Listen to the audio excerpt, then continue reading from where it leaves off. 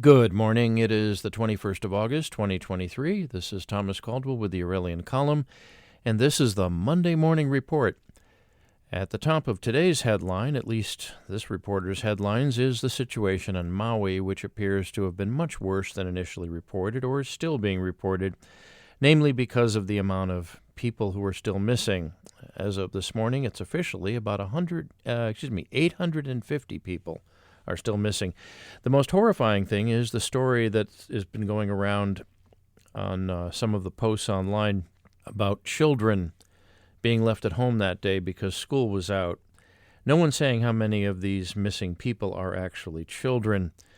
Now, all the indications are that this was a real estate grab, arson being used to clear out desirable real estate is a very time-honored tradition that actually goes back to ancient times. And the announcements that climate change is the responsible perpetrator of this is being used to, well, hide what's probably gone on there. The thing that I was mentioned last week is Hawaii is an extremely corrupt place and has more than its share of crime. And it's not beyond the realm of possibility that this fire, which gutted a town, there were too many factors here that are not being explained at all. This is going to be the subject of a written report I'm currently working on and doing some research on, which I expect to be out sometime later this week. It is a very extensive report on what's going on there. Now, there's all sorts of interesting things happening. Insurance companies are not paying out on account of zoning and ownership issues.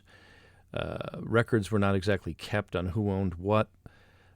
There's a lot of people living on Lahaina, which is the city that was gutted there, who are pretty poor and don't really carry insurance in the first place. There's a lot there, and believe me, there's also some suspicion that an old CIA trick used to wipe out sugarcane fields in Cuba during the height of the Cold War could have been utilized here, which sounds interesting, doesn't it?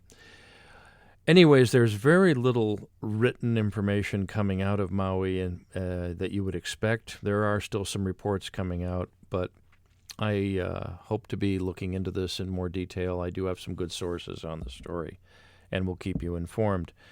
The next thing to look out for is, of course, Twitter. There's a new story that came out courtesy of PC Magazine that what is now called X, not Twitter anymore. There's no little birds. There's a nice big X. Will be requiring a selfie with your photo ID for verification of the blue mark, and there's no indication if it'll be needed for all users. This information will be handled by an offshore company based in Israel, of all places. And this is just more and more indication that the powers that be do not want any anonymity on the internet and want to track people's opinions. I don't think they're doing that because they want to sell you stuff. I think it's because if you have the wrong opinion, you need to be handled. You need to be punished. A lot of us know that. I was kicked off of Facebook in 2021. In January, an awful lot of people with conservative leanings who had very large followings, and I did, were tossed off of that platform. And frankly, I don't miss it, but that's the reason you don't find me on Facebook. I was eliminated from that platform. Anyways, let's go on to other things here. The congressional UFO inquiry has also vanished from the headlines. Now, this is not to be unexpected. This is summertime. They've had their story, and there's probably a lot of stuff going on behind the scenes of powers that want to take this technology and commercialize it. And there's people that are scared of litigation and possibly having been accused of violating the law. That's been covered earlier.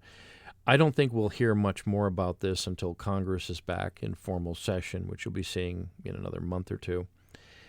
So just follow that as much as you can. Take note of the people who were on the committee that you saw on the video, which you can still access, and just follow what they're up to. You might find it interesting. And the last thing I'd like you to take note of is Gonzalo Lira is still missing.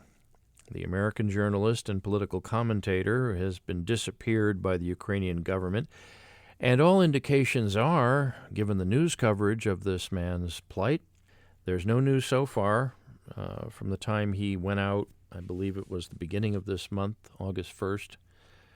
July 31st, August 1st, he was supposed to be crossing over into Hungary. He put a time-delayed video out, but there was no news in follow-up, so it's assumed that the Ukrainian government has him back in custody.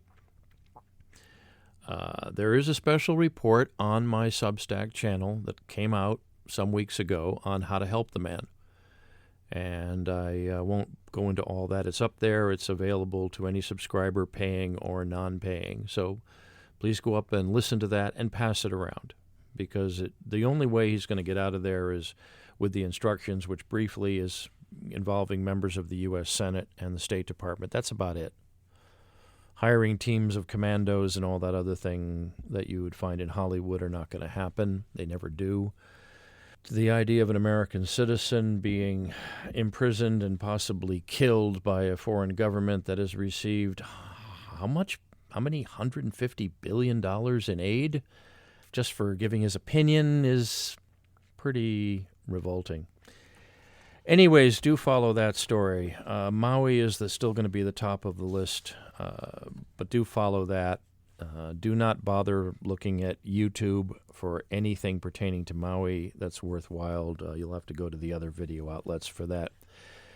Anyways, that's it for today. Please like, share, and subscribe if you do like what you're hearing. Tell your friends about me. And donate what you can, because that'll enable me to keep this going. And feedback is also useful. You can reach me at feedback@aureliancolumn.com. Feedback, one word, at aureliancolumn.com. That's all for now. Have a good week and good day.